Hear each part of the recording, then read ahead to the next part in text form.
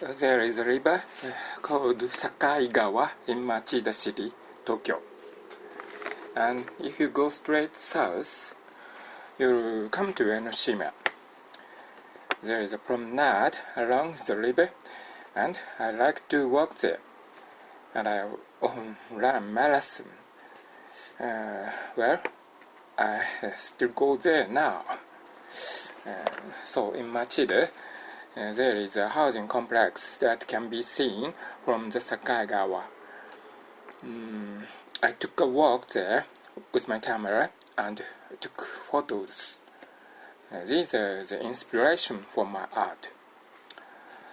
As you all probably know, housing complexes are like an image of Japanese high economic growth in the 1960s. And there are buildings of similar construction all over Japan.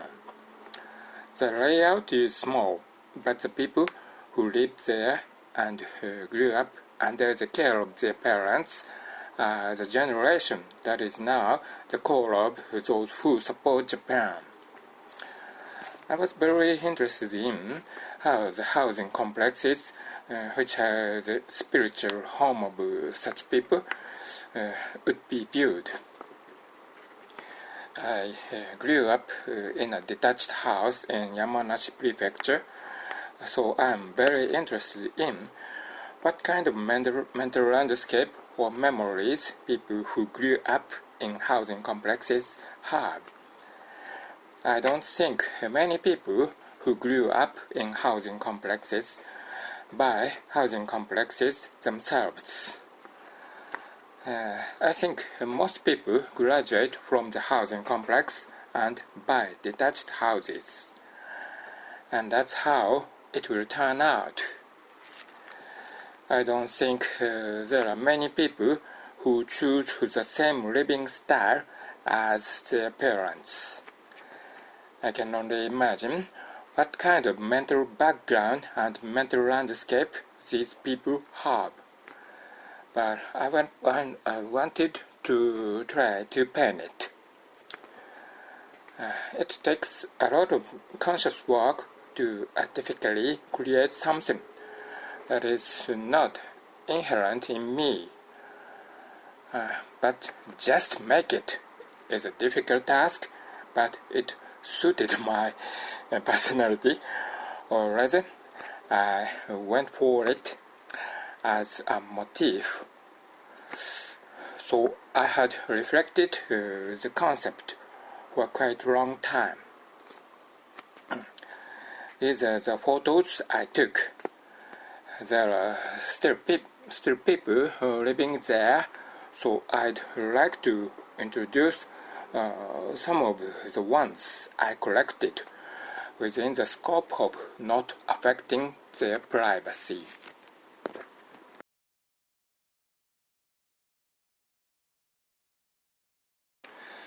The two highlight buildings in the distance are the image of the World Trade Center in the United States, which collapsed in the terrorist attack on September 11, 2001.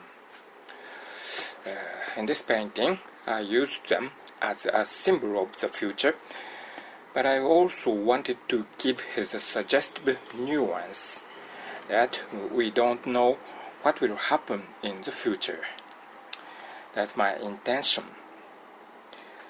The housing complex in the middle ground is a symbol of frugal lives of people who continue to take good care of and use old things. Up to this point, it's easy to understand in a sense, but some people may wonder what the dilapidated railroad crossing and fence in the foreground are. When I actually saw this railroad crossing, I was struck by how perfect it was for this housing complex. It was a motif that truly represented my hobby-like sensibility. After looking at it for a while, I realized one thing, that is, all things need to be taken care of. Things that are loved for a long time are passed down by the care of those who love them. So I would be very happy if someone would come. If someone would come along and think, let's fix this and paint it. Because I think the job of an artist is to draw out that kind of feeling from people's heart.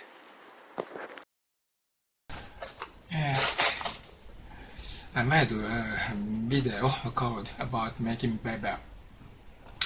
Here is a diagram I used at 5:30 on 6:40 in the English version. At the top is literature. At the bottom left is music. And at the bottom right is art and painting.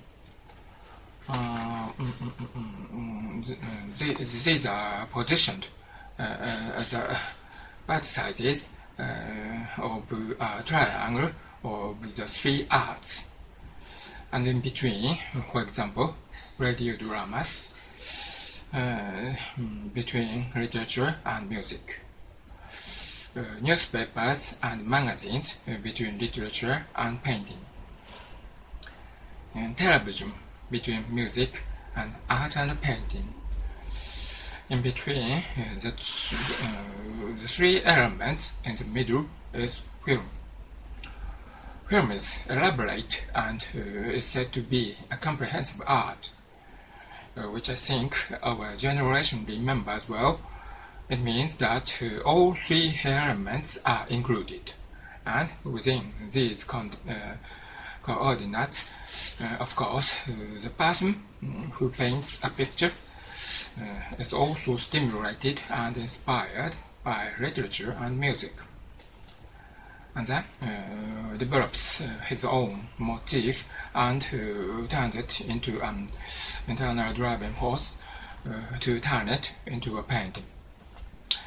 There is always a process of this. So, in the 21st century, so-called red movies, YouTube videos and such things have become overflowing.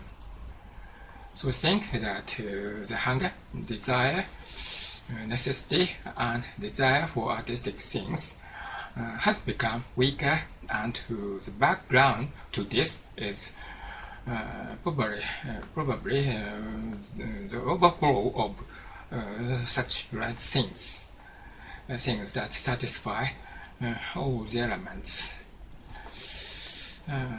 If you make a step back, the core thing is movies, which are easy to get into, even in modern times. However, the part that has been further differentiated and purified into three directions, the number of people who think about going back to that point is naturally decreasing. Humans have always had these things, such as vision and hearing, and the literary part, the part of the brain that thinks with words, even in ancient history. People of all eras and so on. And while such people are deeply involved in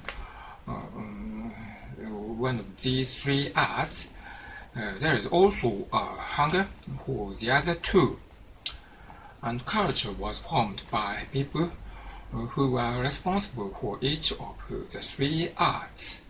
while being influenced by that. I think that this is history of human beings up until the 20th century. So well, it's like love. You seek what you don't have. What you don't have. This relationship, this scheme is difficult to maintain unless each of the three fields grows and survives, or the whole thing will decline. The decline of art, wither and finally vanish.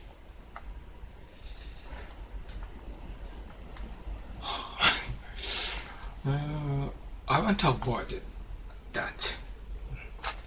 That's all.